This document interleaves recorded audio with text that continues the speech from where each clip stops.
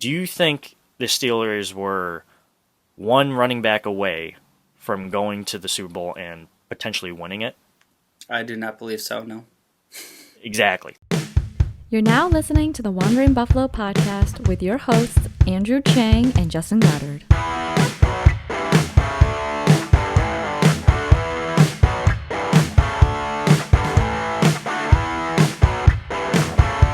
Hello and welcome to the Wandering Buffalo podcast, a show on the Built-in Buffalo Network. My name is Andrew Chang, and as always, my co-host is here with me, Justin Goddard. Today, we're going to take a more in-depth look at the Bills' Week 1 matchup against the Pittsburgh Steelers. So what we're going to do is kind of give an overview to the game this coming Sunday.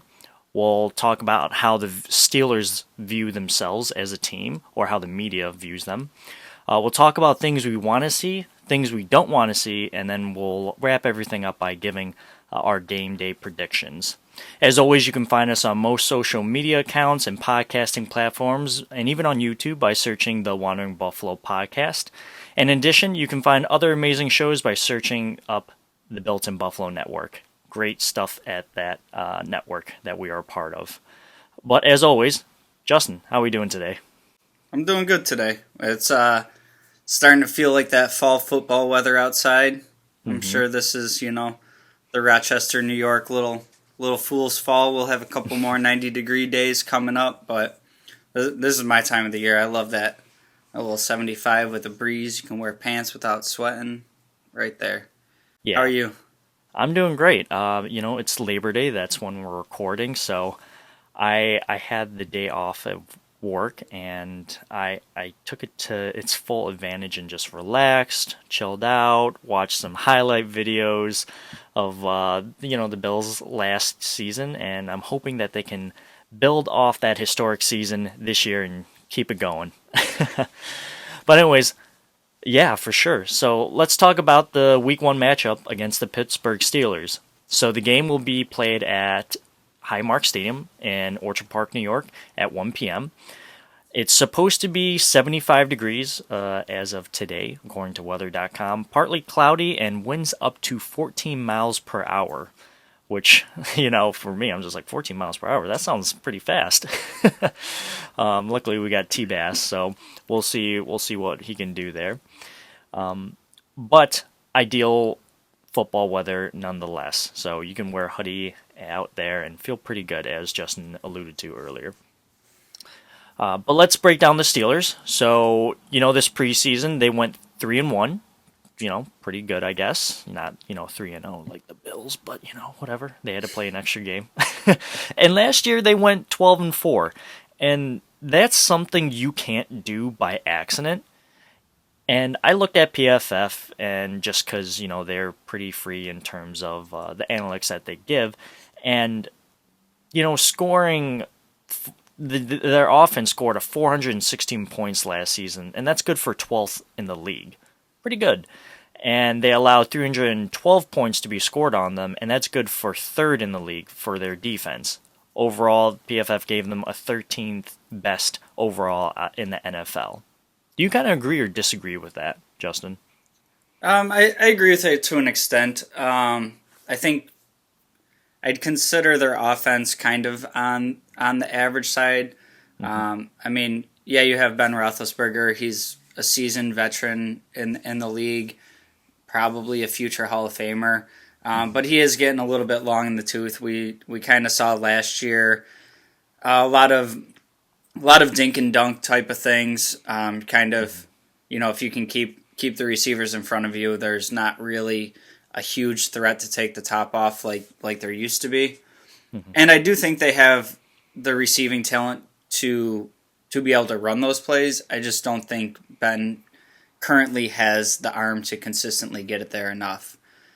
So what I look at more with this matchup is the defense, right? They had a killer defense last year.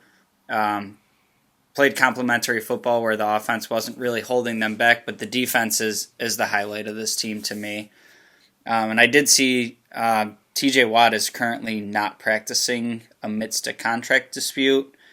And I am all for, let's go out there and beat their best guys on their best day and really earn it. But week 1 of the season, I'm not mad if that guy's not chasing down Josh Allen. Yeah, I agree. There's a lot of people in Bills Mafia that's like, oh God, please don't let him start. And I don't want him to start either. And it's good to know that it's more, not injury related or something serious to that magnitude. But there's always a part of me, and this is how I felt about Brady leaving the division, is that I want the Bills to leave no doubt out there. So, let's say he doesn't play and the Bills just steamrolled them on defense. Then there's going to be that narrative, well, TJ Watt wasn't there. What happens if TJ Watt's there?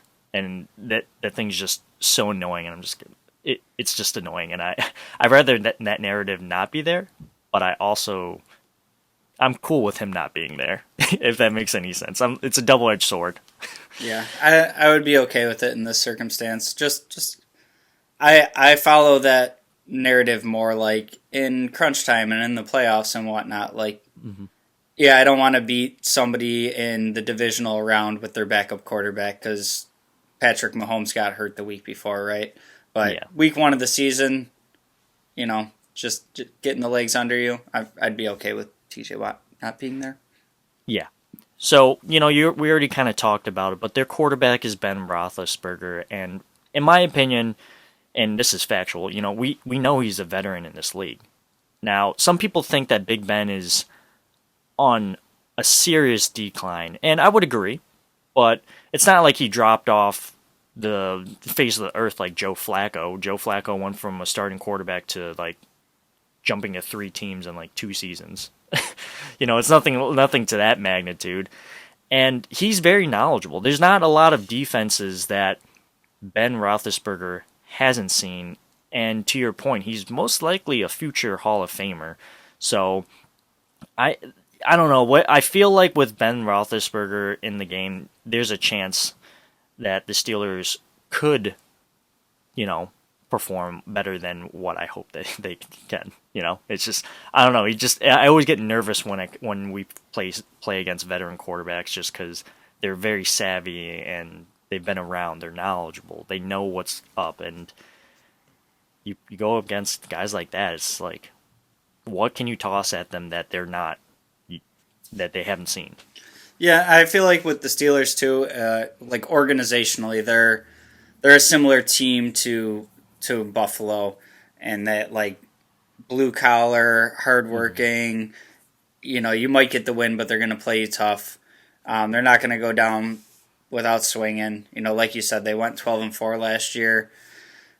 They were 10-0 at one point, and kind of started slipping towards the playoff time. They got cold at the wrong time instead of hot at the right time. But I mean, that's still a team that won 12 games in the NFL last year. So definitely not a team that I'm looking at taking lightly. Yeah. So let's move on to how Steelers media views this team. And I'm a big fan of going on Bill's Wire, part of USA Today, and I kind of did some black ops work, but for the Steelers. So this was how, we'll bring it up to offense and defense of how the Steelers view their team. So let's start with offense. They believe the strength of this team is their wide receivers. Now, I'm not entirely sure I agree with that, considering last year there were a lot of drops when it came to this group, but it's hard for me to argue that it's not their strength, because last year who they have for running back, James Conner, and who? It had to be their wide receivers. So I don't know. Do you agree or disagree with that, Justin? Especially this year with the addition of Najee Harris. Do you think that their strength has shifted more towards the running game? Has it become more balanced, or is it just straight up still wide receiver centric? I would say it's still on the wide receiver side. In particular, we saw Deontay Johnson struggle with some drops last year. But when he has the ball in his hand, he's dangerous. Chase Claypool's a receiver I really like. I was very interested in the Bills taking him when he was coming out of the draft. Big bodied wide receiver. He can get up the field. And then you still have Juju Smith-Schuster for all his TikToks and out here doing the crate challenge and all that, he still is a good receiver in the game. I think it's a matter of what Ben's arm looks like, and I think the earlier in the season you get Big Ben, the better his arm is going to be. But I would say, at least offensively, their strength still lies with the wide receivers. Yeah. And I would agree with that too. Moving on, you just kind of alluded to their second strength, but they believe that a healthy dose of Big Ben really shows the strength of their QB depth on their roster. I mean, makes sense, right? Behind them, they have Mason Rudolph, who didn't look completely inept in preseason. And then behind him, they have Dwayne Haskins, who was a former first-round pick, who has that pedigree. Now, we know things didn't pan well out in Washington, but, that's actually a decent quarterback room, if you really think about it. Like, a suitable backup in Mason Rudolph and a former starter in Washington. So, I think that quarterback room is actually pretty decent. Yeah, I don't think it's bad as far as, if you look around the league, excuse me, if you look around the league to some other teams' second and third string options, I think both these guys could be adequate replacements if they had to come into the game. I don't think either have shown me anything to believe that they're a bona fide franchise quarterback, looking long term with the Steelers on what their plan is after Big Ben. But as of right now, I think it's an above average room. Right. And I think Joe Marino put it best. Like, you want your backup to go 500, and I think either of those guys could get you 500. I'd agree with that. So, that's really not bad. Teams typically need one of those guys. The Steelers have two.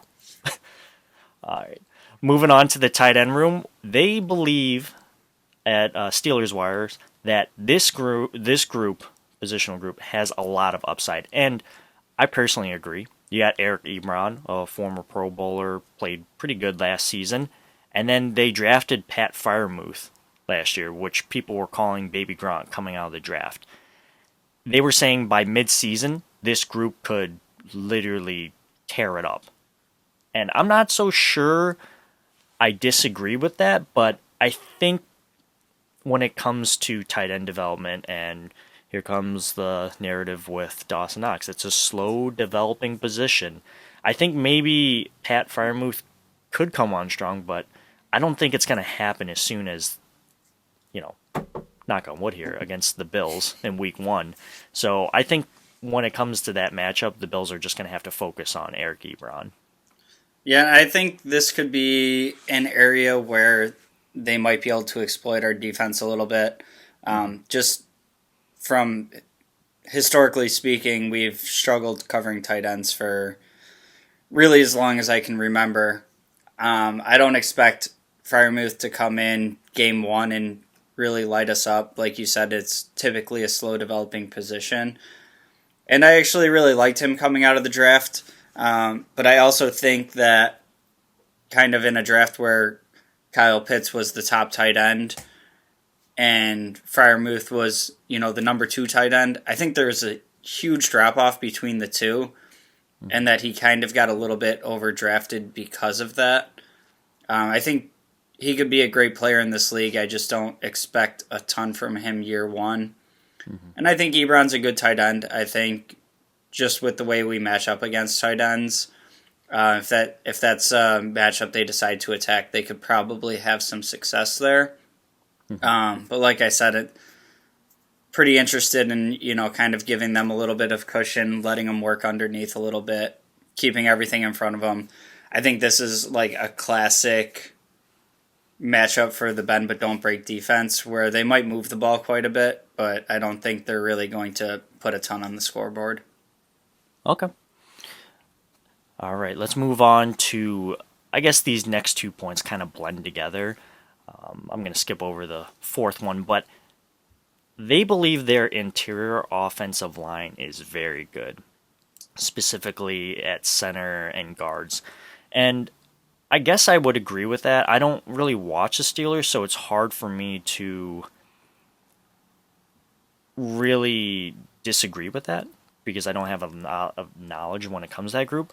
But they do acknowledge that their left tackle spot, specifically their depth and their starter, is very underwhelming and lackluster and just quite honestly suspect. So you have some highs and lows. Yeah, pretty much. So I would agree with that because I have heard that, some people to go as far as the Steelers might have the worst offensive line in the league. Yeah, your interior is good, but your franchise left tackle, a cornerstone to your organization, is you can honestly say it's not great. That's not a good sign. So I don't know how I feel about that. Yeah, I think this is one of the things, and it'll be the next guy we talk about, but going running back in the first round kind of was a little puzzling to me. I do acknowledge that they were, trying to improve their run game, but I think a bigger part of improving your run game is starting with the offensive line. And I think especially with an aging Ben Roethlisberger, that should be your top priority, is protecting the quarterback. And I feel like they kind of took this luxury pick with Najee Harris, and if I was running the team, which I never will be, and we've seen time and time again on how wrong I can be, but for me personally, if I was a fan of that organization, I would have been much more interested in seeing the offensive trenches really get shored up before we went after a running back. Yeah, and I agree because what's his name? Villanueva, he left, if I'm not mistaken, and he's a staple at offensive line. So how are you going to replace a guy like that? Sounds like they didn't really do too much. Yeah, it sounds like they didn't do too much, but we'll see. And then lastly, you just alluded to it, Najee Harris. They think he's going to be an absolute star, but there's no one behind him at all. So, and this is where, taking a running back in the first round is questionable, in my opinion. And you said it too. I would rather have looked at other areas to improve my team, specifically in the trenches, or like a cornerstone piece, like a quarterback, cornerback, something like that. But to invest in a running back, it's kind of like, all right, win now mode. At least that's what it screams to me, and you're not really thinking about the future. So maybe, and I very well could be wrong, but maybe by picking Najee Harris, they think they're closer to the bowl than I think they are, because I just don't agree with that kind of pick. Yeah, and we talked about it kind of at the top of the show. Like, they did win 12 games last year. So, I mean, on paper, it doesn't look like they're too far off when you look at it that way. But I also think that it's a team that kind of overachieved last year for where they're at in their life cycle. And I do agree with you. I think the Najee Harris move is like, hey, we got to go now. Like, Ben's not getting any younger. We don't have that bona fide replacement on the team right now. Like, we need to capitalize on what's left of this window. So I guess in that regard, I don't necessarily fault them for that move. I just still don't personally agree with it. I think it's a better move to build through, protecting your quarterback as long as you have him. I do think Najee Harris is going to be a beast. I just, just not where I would have gone to improve the roster to make a run at the Super Bowl for me. Yeah, and I'll ask you this question because I was asking other people this when there was a lot of speculation around drafting a running back in the first round. Do you think the Steelers were one running back away from going to the Super Bowl and potentially winning it? I do not believe so, no. Exactly. That's exactly how I felt about that. So I just didn't understand it. Anyways, let's transition to how the media views their defense, starting with the depth that they believe is the strongest point of their entire team, and that's the depth at outside linebacker. They think it's number one in their main reason for being a top 5 defense last year, and that's because they have T.J. Watt, if he plays, Melvin Ingram, Jameer Jones, Alex Highsmith. It's a pretty deep room for just, one position. And you got a veteran like Melvin Ingram to come in. I know there was a lot of speculation that he might come to one Bills drive, but obviously that didn't happen. And he hung out in free agency for a while, but you get a veteran like that to pair with a superstar in Watt and have good depth behind that position. I understand why this team views that position group as their strength. Yeah, so for this one, I feel like Melvin Ingram is a great addition, but I kind of fail to see where that group is exponentially better than last year, the year before. They did have Bud Dupree, who they let walk, and I believe he had an ACL injury, so who knows what you're going to get when he comes back from that. So I kind of understand that to an extent. But for me, that was like a plus minus where you lost Bud Dupree and you brought in Melvin Ingram. That's kind of a wash to me. That being said, like it is still a top-notch group in the NFL. TJ Watt is an absolute game wrecker. It's scary how good that guy is. I believe we contained him pretty decently last year. Yeah, I think, Darrell Williams had a really solid game against him, and it's funny because he was almost anticipating the speed and burst of TJ Watt because he got called for a couple false starts, if I'm not mistaken, by jumping a half a second early, anticipating that burst from Watt. So it worked out, and let's hope he can do it again. All right, let's move on. They believe that their cornerback room, although it had departures, specifically Steven Nelson and another one of their depth players, is still very good. So they got Cameron Sutton, James Pierre, who both played really well in preseason, and Joe Hayden, which, he's actually playing pretty good despite his age. So I don't know if I necessarily agree that their cornerback room is as strong as it was last year. I think it took a step back, but we'll just have to see. I just think Steven Nelson was a better player than Cameron Sutton. Yeah, and in company. Yeah, I think Cameron Sutton's a real good cornerback in this league. I think between him and Steven Nelson, it was kind of like a 1A, 1B conversation where they were both kind of good enough to be a 1. And I think having Steven Nelson across from him makes him a better player. So it'll be interesting to see how that plays out. I do still think Joe Hayden is playing great football. I don't think he's really showed his age at all. And I think, that's a position where players tend to be able to play a little bit later into their career and still make an impact when you look around the league. So definitely still a formidable secondary. Let's see how they do going against the Bills receivers going 5 deep.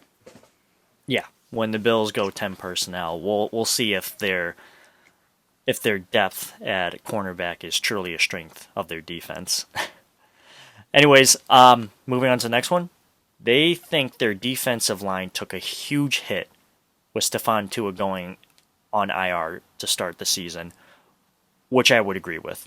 He's a game wrecker in his own, and again, this kind of ties in with how I feel about TJ Watt. I don't not want him to be there, and obviously I want him to be healthy, and everything's going to be good with him, hopefully, but I don't want any doubt left out there when the Bills' O-line faces their D-line.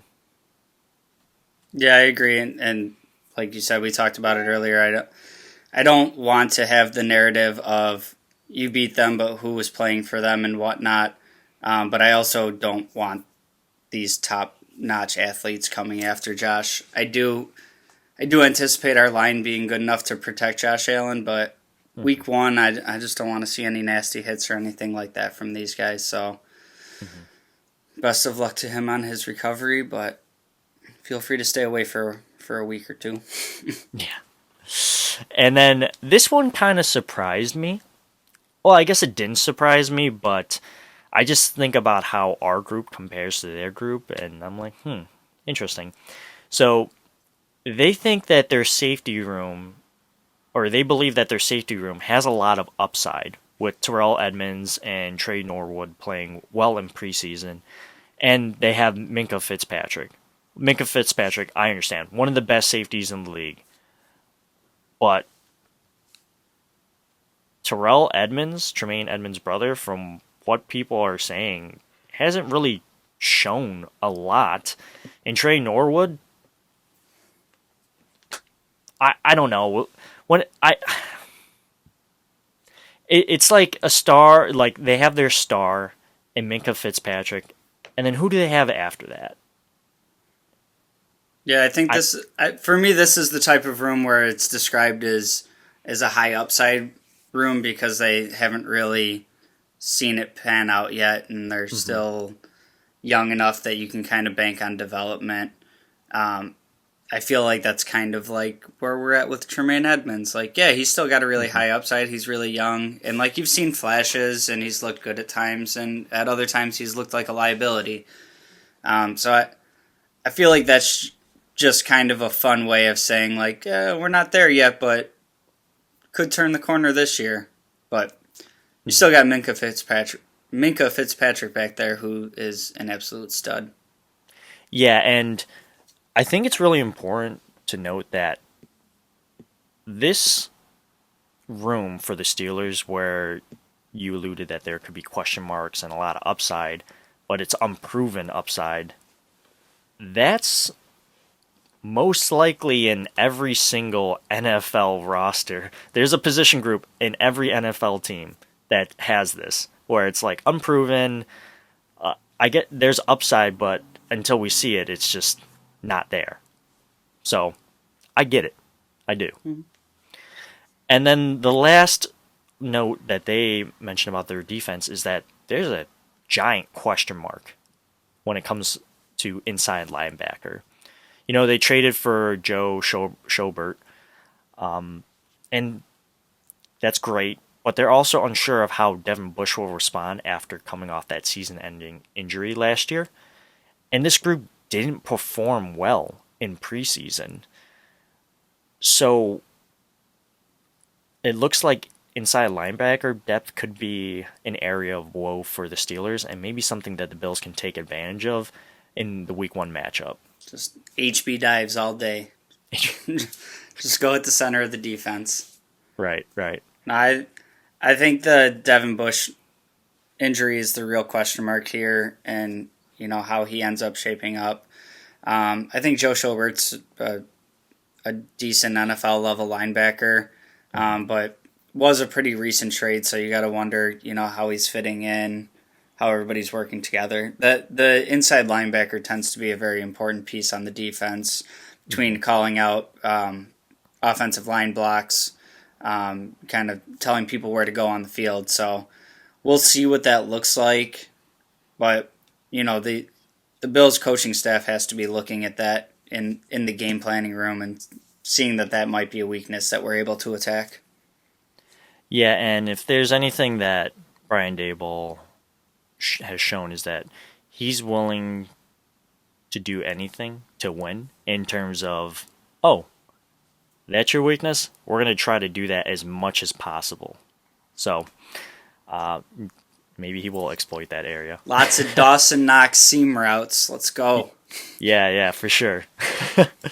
And I guess that kind of wraps up how, you know, how the Steelers view their team in general, or how the media views them. So we're going to take a quick break, and when we come back from break, we're going to talk about things we want to see and don't want to see out of the Week 1 matchup against the Steelers.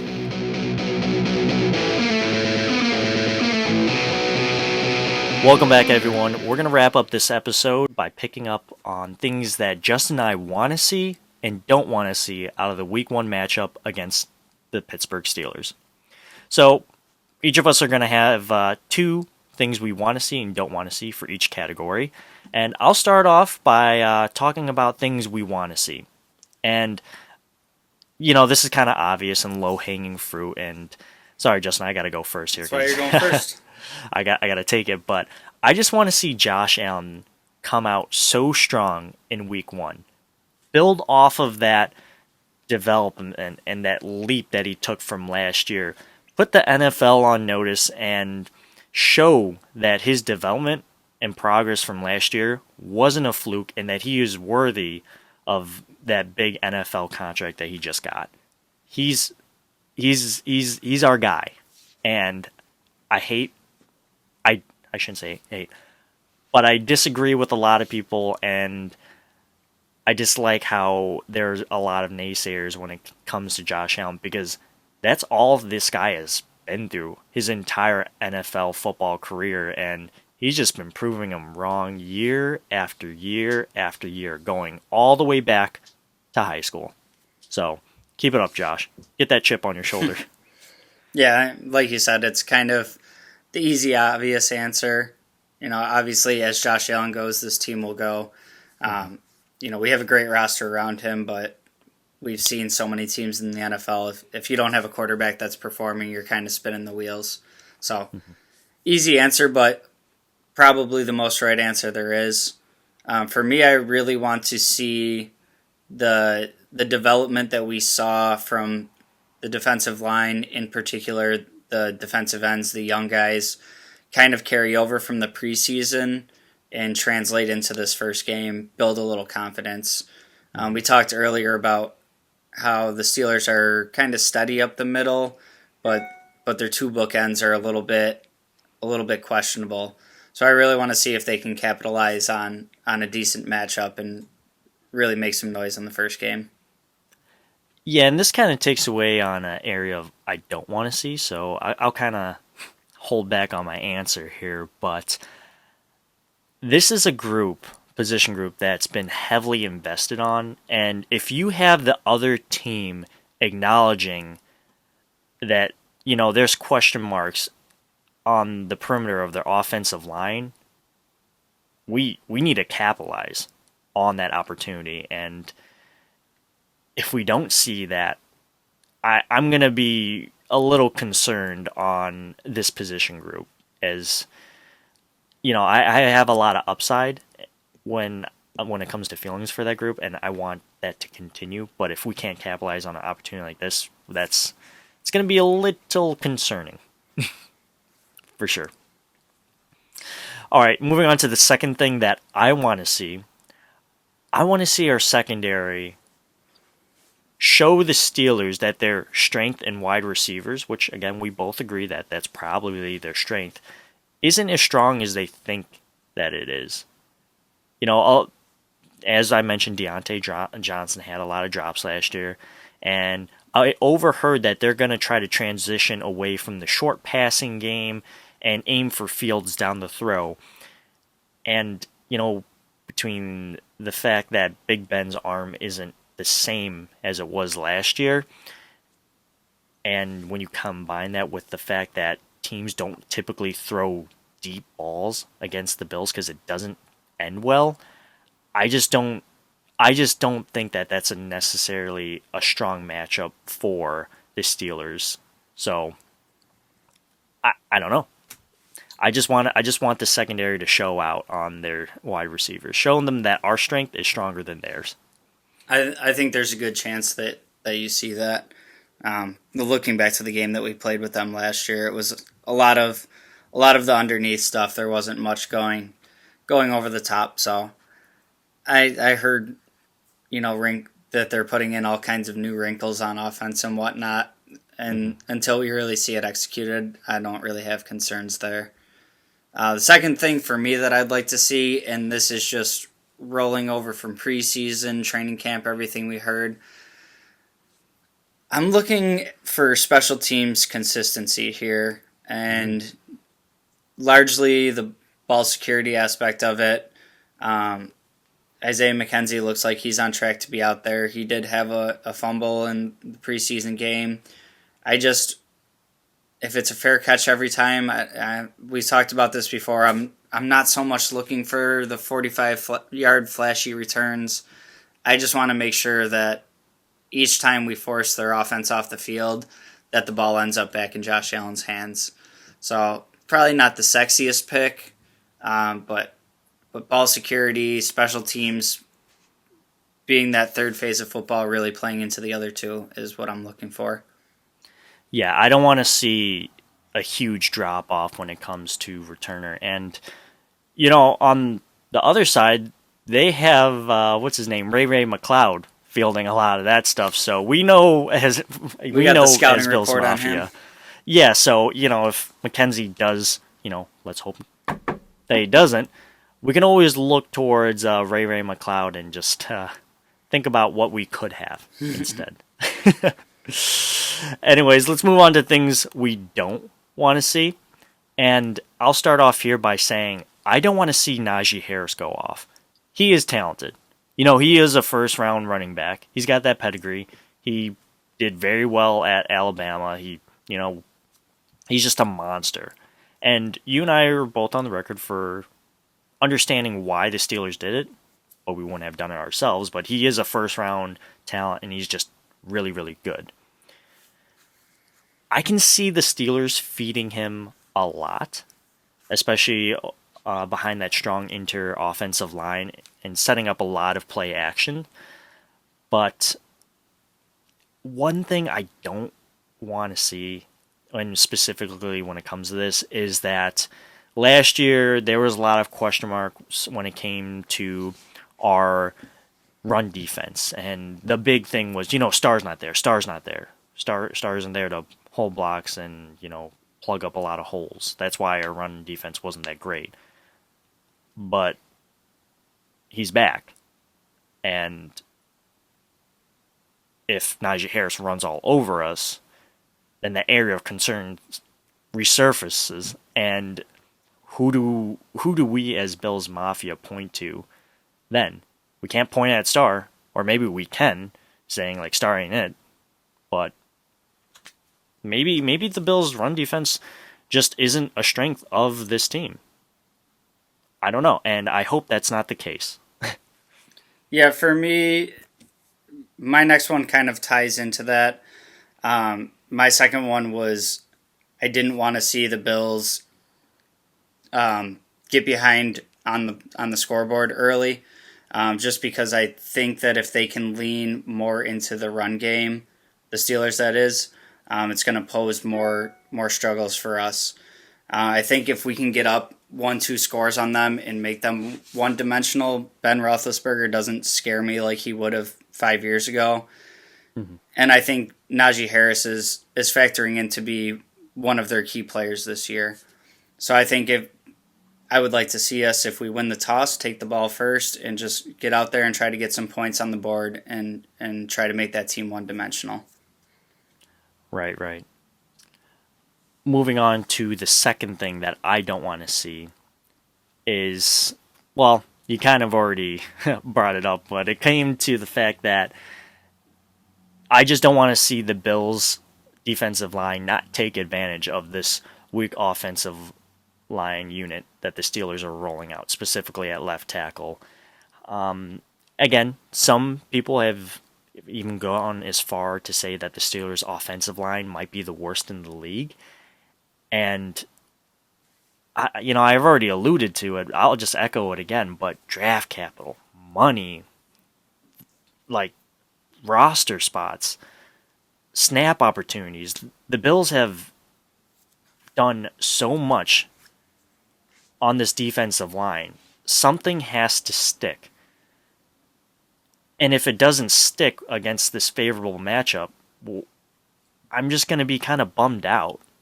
But, maybe week one isn't the right time for them. Yeah, I'm just thinking, maybe they catch fire later into the season. But that's just something I really don't want to see. Yeah, my last one is kind of like the converse of that. Mine was like not seeing our offensive line struggle. They do have a good pass rush, guys like TJ Watt out there. So kind of the opposite of what you said. I'd like to see our offensive line hold up and not allow a ton of pressure. And to your point, I don't know if this is the game where we see Rousseau and Basham really burst onto the scene. I feel like they're going to get in the game, but I think by the end of the season they're at like maybe 40% snap rotation, something like that. But I think week one, McDermott loves making guys earn their spot. I think there's a good chance that we only see them maybe like 20%. So even if we don't see them blow up onto the scene, I wouldn't be sounding the alarm yet. Yeah, and I'll slightly disagree with you here in that Mario Addison is back, and I think they're going to bring him back in more of a reduced role, which would indicate me more snap opportunities for someone like AJ Epinesa or Gregory Rousseau, or maybe not Boogie Basham, as we all know he played late into the fourth quarters in all the preseason game, and I thought he was the most NFL ready out of him and Rousseau, but turns out Rousseau is showing out a little bit more than what we expected. But hey, who knows? Maybe they'll throw him inside. We'll see. Love to see it. Anyways, let's move on to our game day predictions. Justin, I'll let you lead off here. What do you think is going to happen? I'm not going to give out a score. Oh, I am. I'm not going to do that just because I don't know. It's too hard to pinpoint and justify, for me at least, but I'll let you lead this off. I got the Bills getting the W. Tough game. Defensive battle. Probably like one turnover for each defense. Mm-hmm. Bills win it 28-24. Do not cover the spread. Okay. I have the Bills winning, of course. Let's be honest. Yeah, they're going to win. At least I really hope so. And, the last two games that the Bills played, Sunday Night Football against the Steelers, were very, very close games.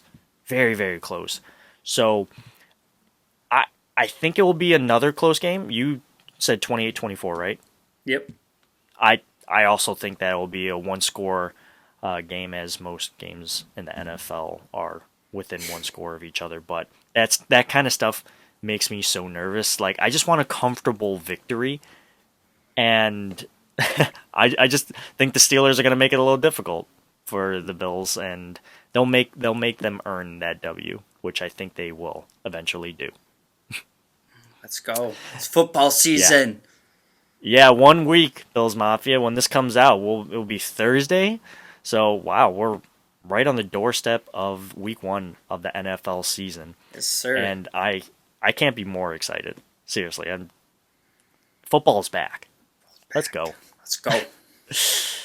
Anyways, I think that's going to wrap it up for this week's episode. Go ahead and like, comment, subscribe, and review our podcast, as well as the other amazing shows on the Built in Buffalo Network. As always, we're looking for great people to join our show, so reach out to us on our social media platforms if you're interested on being on our show for a segment by searching the Wandering Buffalo Podcast. Justin, where can the people find you? You can find me on social media at jgods22. And I just wanted to say we just went over the 100 subscribers mark on YouTube, so thank you to everybody that's tuning in and listen every week. Really making this fun for us, so we appreciate the support. Well said, Justin. And of course, yes, thank you for all the subscribers out there and sharing this mutual love that we have for, all these 11 men on the field in tights. I love the Bills. I love that we can all come together, in many forms and shapes and avenues, and just can have good conversations and positive talking discussion points about the Bills.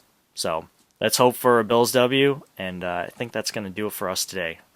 Until Sunday, go Bills. Go Bills. The prophecy stated a young man would rise out of a small, relatively unknown college. It is said, this man had a legendary weapon attached to his body, and he would wield this weapon against all foes. He would do this as a force for good, and lead the Buffalo Bills back to the promised land. The prophecy is now upon us all. May God be with all of those who stand in Josh Allen's way. This is where the story begins. Week 1 of the 2021 season. Josh Allen will fulfill the prophecy and destroy the Pittsburgh Steelers in a quest for honor and glory. So it is written, the prophecy will be fulfilled. Let's get out there, kick some ass! I have come here to chew bubblegum and kick ass.